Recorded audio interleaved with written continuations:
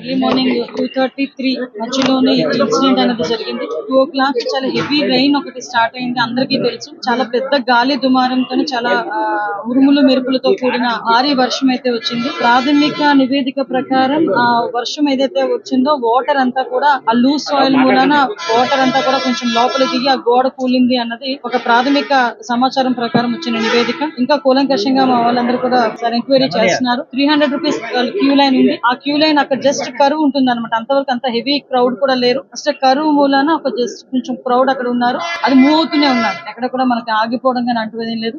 గోడ పడిపోవడం వలన సుమారుగా 7 ప్రాణాలు కోల్పోవడం జరిగింది. అందులో 4 పురుషులు ఉన్నారు, 3 స్త్రీలు ఉన్నారు.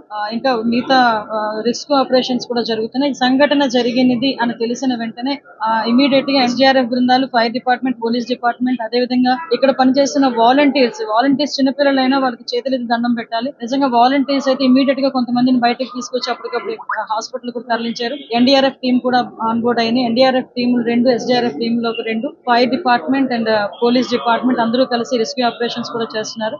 మొత్తం అంతా క్లియర్ చేస్తున్నారు. అందరూ కూడా నిజంగా చనిపోయిన వాళ్ళ కుటుంబాలందరికీ కూడా ప్రగాఢమైన సంతాపం తెలియజేసుకుంటున్నాం. గవర్నమెంట్ తరఫున కూడా మాక్సిమం అన్ని ప్రికాషన్స్ తీసుకున్నాం. కేవలం ఈ భారీ వర్షము, అదే విధంగా ఈ గాలి దుమారం వల్ల మాక్సిమం జరిగిన ఇన్సిడెంట్ ఇది ఒక యాక్సిడెంట్. అన్ని యాంగిల్స్ లోనే మేము దర్యాప్తు చెప్తా ఉంది. ఇది ఏ టైంలో కన్స్ట్రక్ట్ జరిగింది, ఏ స్కీమ్ లో కన్స్ట్రక్ట్ జరిగింది, ఎవరు కాంట్రాక్టర్, ఎవరు ఇంజనీర్, ఎవరు క్వాలిటీ కంట్రోల్ ఎవరు చేశారు, ఎవ్రీథింగ్ మేము ఇందులో ఎంక్వైరీ చేసుకుంటాం. ఎందుకంటే ఇక్కడ ప్రాణాలు కోల్పోయారు. గవర్నమెంట్ కూడా చాలా సీరియస్ గా ఉంది. అన్ని కోణాల్లో నుంచి కూడా మేము విచారణ జరుపుతాం. ఎవరైతే బాధ్యులు ఉన్నారో బాధ్యులు కఠినంగా శిక్షించే ప్రక్రియ గవర్నమెంట్. గోడ ఉంది. ఆ గోడ పిల్లర్ తో కట్టాడా, సిమెంట్ తో కట్టాడా, బ్రిక్ తో కట్టాడా అన్నది ఎవరు కూడా మేము చూసుకోవడానికి.